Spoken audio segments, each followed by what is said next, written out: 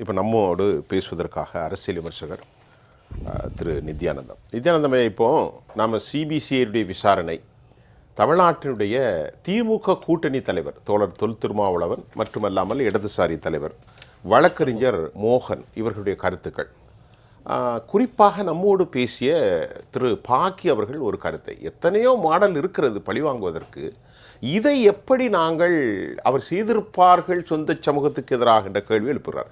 ஒருத்தன்னா ஏதோ ஒரு கிறுக்குத்தனமாக செஞ்சுருப்பான், 3 பேர் சேர்ந்து மேலே கொண்டு போயிருக்கான், 2 பேர் தான் மொத்த பரப்பி இருக்கிறாங்கலாம் வந்திருக்கு. நீங்கள் எப்படி பார்க்கிறீர்கள்? அனைவருக்கும் வணக்கம். குற்றவாளிகள் என்று சிலரை மக்கள் மத்தியிலே இப்பொழுது தெரியப்படுத்தியிருக்கிறார்கள். இந்த 3 பேர் தான் குற்றவாளிகள் என்று சிபிசிஐடி நம்முடைய நீதிமன்றத்தில் 3 பேரை குறிப்பிட்டிருக்கிறது. இவர்கள் செய்த காரியம் என்று சொல்லுகின்ற கதையை கேட்டால், சொந்த விரோதத்தின் காரணமாக நீங்கள் சொன்னது போல வேங்கை வயலிலே மலத்தை கலந்து விட்டார்கள். ஏதோ வெளியூரிலிருந்து வந்து அங்கே இருக்கக்கூடிய ஒருவர் மீது இருக்கக்கூடிய காழ்ப்புணர்வுனாலோ அவருக்கும் இவருக்கும் பிரச்சனைகள் இருப்பதனாலோ போட்டு விட்டு சென்று விட்டார் என்று சொன்னால் அந்த கதையிலே கூட நம்புவதற்கு ஏதாவது இடம் இருக்கலாம். ஆனால் அவர்களும் அதே ஊரிலே தான் குடியிருக்கிறார்கள், அதே தண்ணீரைத்தான் குடிக்க வேண்டும். தானே மலர் நீரை குடிப்பதற்காக யாராவது தயாராவார்களா? ஆகவே தன்னுடைய ஊரிலே எல்லோருக்கும் பங்கு பெறப்போகின்ற, எல்லோருடைய வீட்டிற்கும் செல்லுகின்ற அந்த நீர் குடிநீர் தான் அவர்களும் குடிக்கின்றார்கள். ஆக அவர்கள் குடிக்கின்ற எவனாவது தான் குடிக்கின்ற குடிநீரிலே மலத்தை கலப்பானா? இந்த சந்தேகம் எழுத்தானே செய்கிறது. நீங்கள் வதந்திகளை பரப்பாதீர்கள், தவறான செய்திகளை சொல்லாதீர்கள் என்று முதலமைச்சர் சொல்கிறார். இந்த ஐயத்தை யார் கேட்பார்கள்? கேட்டுத்தானே ஆக வேண்டும். இது எப்படி தவறான செய்தி ஆகும்? எனவே ஒருவனை பழிவாங்க வேண்டும் என்று சொன்னால், அல்லது ஒரு குழு 3 பேர் சேர்ந்து ஒருவனை பழிவாங்க வேண்டும் என்று சொன்னால், பாக்கி அவர்கள் சொன்னது போல நேரடியாக பழிவாங்குவதற்கு பல வழிகள் இருக்கின்றன. ஆனால் ஒருவனுக்காக கண்ணகி என்று கருதி மதுரையே எரித்தது போல வேங்கை வயலிலே ஒரு மரக்காடாக்க வேண்டுமா? செய்வார்களா? இது எப்படி நம்ப வைக்க முடிகிறது? இதை எப்படி ஒரு காவல்துறையை சார்ந்தவர்கள், சிபிசிஐடி சார்ந்தவர்கள் நீதிமன்றத்தில் வைக்கிறார்கள்? மனசாட்சி வேண்டாமா? இந்த கேள்விகளெல்லாம் எழும் என்று அடிப்படை கேள்விகள் அவர்களுக்கு நினைவுக்கு வராதா? பாமரன் கேட்க மாட்டானா? ஆக யாருடைய நிர்பந்தத்திலே இந்த அறிக்கை கொடுக்கப்பட்டிருக்கிறது? இந்த 3 பேர் யாருடைய ஆட்களாக இருப்பார்கள்? யாரை காப்பாற்றுவதற்காக இந்த 3 பேர் தியாகம் செய்வதாக சொல்லி வந்திருக்கிறார்கள்? அதுவும் குறிப்பாக தொல் திருமாவளவன் அவர்களும் மற்றவர்களும் சொல்கின்ற பொழுது, ஒரே சமுதாயத்தைச் சேர்ந்த அவர்கள் தங்கள் சமுதாயத்தில் இருக்க இவ்வளவு செய்வார்களா என்று கேட்கிறார். அது சமுதாயம்லாம் நம்ம விட்டுடுவோம். நான் சமுதாயத்தை பற்றிலாம் பேசுகிறேன். இது ஒரு மனித விரோத பார்வையில் உண்மை. நான் இந்த சமுதாயத்துக்காக அப்போது நம்முடைய திருமாவளவன் அவர்கள் வேறு சமுதாயத்துக்காரங்க இதை செஞ்சுருந்தா ஏற்றுக்குவாரா? அப்படி கிடையாது. எல்லோருக்குமாக குரல் கொடுப்பார். எல்லோருக்குமான நியாயம், சமூக நீதி என்பது எல்லோருக்கும் இருக்க வேண்டும். அப்படி இருக்கின்ற பொழுது இதில் கொடுமை, அதில் உள்ள ஒரு ரீடிங் இன் பிட்வீன் லைன்ஸ் என்று சொல்வார்கள், அதை நான் சொல்ல வேண்டும் என்று சொன்னால், ஒரு தலித் சமுதாயத்தைச் சேர்ந்த மூவர் தலித் சமுதாய பகுதியில் மலத்தை கலந்தார்கள் என்று சொன்னால், ஒருவேளை யார் தவறு செய்தார்களோ அவர்களுக்கு கிடைக்கின்ற தண்டனை காட்டிலும் குறைவான தண்டனை கிடைக்கும், அவர்களை காப்பாற்றி விடலாம் என்று 3 பேரை தியாகம் செய்ய அழைத்திருக்கலாம் என்று நான் கருதுகிறேன். ஏன்னா இவர்களும் தலித்து அவர்களும் தலித்து என்று வரும்பொழுது அந்த வன்கொடுமை சட்டம் அங்கே பாயாதல்லவா? ஒரே சமுதாயம் எப்படி இழிவுபடுத்திக் கொள்வார்கள்?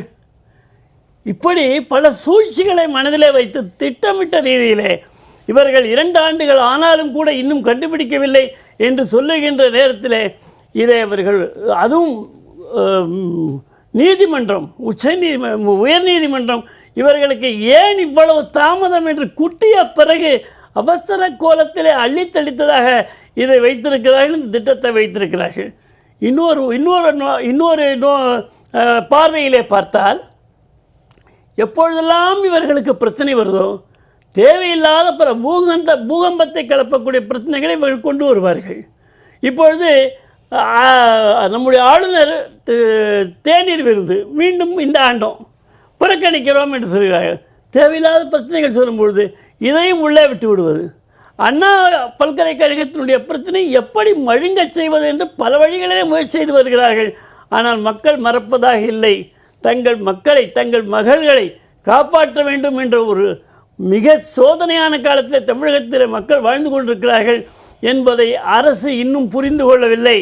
மடைமாற்றம் செய்வதற்கு பல அம்சங்களை, பல கருத்துக்களை, பல கதைகளை, பல வழக்குகளை கட்டவிழ்த்து விடுகிறார்கள். அப்படி கட்டவிழ்த்த வழக்குகளிலே இதுவும் கூட ஒன்றாக இருக்கலாம்.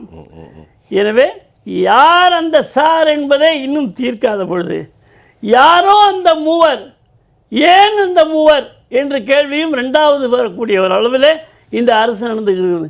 ஏன் இந்த மூவர், எதற்காக இந்த மூவர், யாரை காப்பாற்ற இந்த மூவர், இந்த மூவரை யார் இப்படி நிர்பந்தித்திருக்கிறார்கள், இந்த மூவரை சிபிஐ விசாரணையிலே விசாரித்தால் இவர்கள் ஏன் சரணடைந்தார்கள், ஒப்புக்கொண்டார்கள் என்ற உண்மை மக்களுக்கு தெரிய வரும். இந்த அச்சத்திலே தான் அவசரமாக 3 பேரை இவர்கள் அறிவித்திருக்கிறார்கள். சிபிஐ விசாரித்தால் உண்மை குற்றவாளி வந்துவிடும் என்று சொல்லி அவசரமாக குற்றச்சாட்டை, எஃப்ஐஆர் இருந்து குற்றச்சாட்டை இவர்கள் தான் என்று நீதிமன்றத்திலே குற்றவாளிகளாக சொல்லியிருக்கிறார்கள். இதுதான் நடந்திருப்பதாக நான் கருதுகிறேன். இப்போ நான் நம்ம ராஜாராம் ஐயாட்ட கேட்டேன், அப்போ மலத்தை போட்டது எப்படி தெரியும், நான் உளவியல் ரீதியாக பாதிக்கப்பட்டிருப்பாங்களோ அப்படின்னு கேள்வி எழுப்பினேன். இல்லை, மலம் இருந்ததே வெளியே தெரிஞ்சு போச்சு. குழந்தைகளுக்கு உடல் சரியில்லை, தண்ணி தொட்டியில் பார்க்குறாங்களா, இது சம்மந்தம் இல்லாத காரணமாக இருக்கா? ஒரு குழந்தைகளுக்கு உடம்பு இல்லைன்னா தண்ணி தொட்டியில் பார்ப்பா, அவர் சொல்லலை, இப்படியெல்லாம் இருந்திருக்குன்னு அவர் சொல்கிறார். அந்த எஃப்ஐஆரில் சொன்னது. நான் என்ன கேட்குறேன், குழந்தைக்கு உடம்பு சரியில்லைன்னா டாக்டர்கிட்ட போவாங்க, தண்ணி தொட்டில ஏன் போய் பார்க்குறாங்க? குழந்தைங்க ஹாஸ்பிட்டல் இருக்காங்க, ஆல்ரெடி ஹாஸ்பிட்டல் அட்மிட்டட். சரி, தண்ணினாலனா தண்ணியை டெஸ்ட் பண்ணணுமா, விட்டு போட்டு மேலே போய் யார் பாப்பா? இது என்னுடைய கேள்வி. ஐயா, இதில் எப்படின்னா, நீங்கள் குழந்தைக்கு உடம்பு சரியில்லைன்னா மருத்துவர்கிட்ட போவாங்க, மருத்துவர்கிட்டையும் போயிருக்காங்க.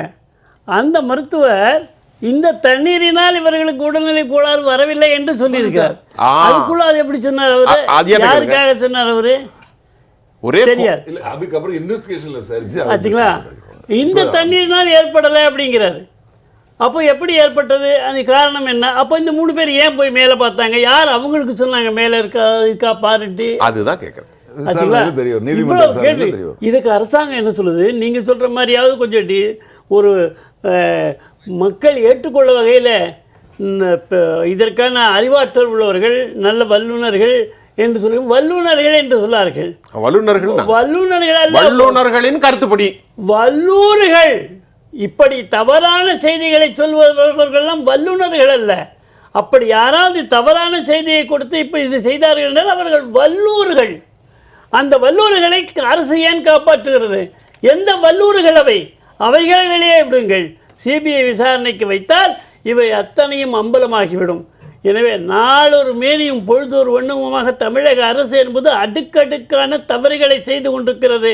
பலரை காப்பாற்றி கொண்டிருக்கிறது, பல ரவுடிகளை காப்பாற்றி கொண்டிருக்கிறது, பல சமூக விரோதிகளை காப்பாற்றி கொண்டிருக்கிறது. அவர்களை வைத்து வியாபாரம் நடத்தி கொண்டிருக்கிறார்கள் என்பது மக்கள் அறிந்து கொள்ளக்கூடிய காலம் மிக விரைவில் உண்டு. சசிகலா அம்மையார் சொன்னது போல இந்த ஆட்சி ஒரு கொடுங்கோல் ஆட்சி. சமூக நீதி என்று வாயிலே பேசக்கூடியவர்கள் இவ்வளவு மோசமான, உலகமே பார்த்து காரி துப்புகின்ற அளவிலே காரியத்தை செய்துவிட்டு நீங்கள் பொய்களை பரப்பாதீர்கள், வதந்திகளை பரப்பாதீர்கள் என்ற ஒரு மேலாண்மை தன்மையும் காட்டி தாங்கள் யோக்கியதை தாங்கள் தான் யோக்கியமானவர்கள் என்று சொல்வதெல்லாம் மக்கள் ஏற்றுக்கொள்ள மாட்டார்கள். நாள் நெருங்கி கொண்டிருக்கிறது. எதுக்கு நாள் நெருங்குது? திமுக ஆட்சி நாள் நெருங்குதுன்னா சொல்லுங்க. சும்மா நாள் நெருங்கிட்டு இருக்குன்னா எதுக்கு நெருங்குது? திராவிட முன்னேற்ற கழகத்தினுடைய இந்த அநியாயமான ஆட்சி மக்கள் அறிந்து கொண்டு மாற்றம் வருவதற்கான காலம் நெருங்கி கொண்டிருக்கிறது. எதிர்க்கட்சிகள் அதை முறையாக புரிந்து கொண்டு உங்களுடைய பொது எதிரி யார் என்பதை கண்டு எப்படி ஒழிக்க வேண்டும், மக்களை காப்பாற்ற வேண்டும் என்பதை புரிந்து கொண்டு செயல்பட்டால் நமக்கு விடிவு காலம் உண்டு.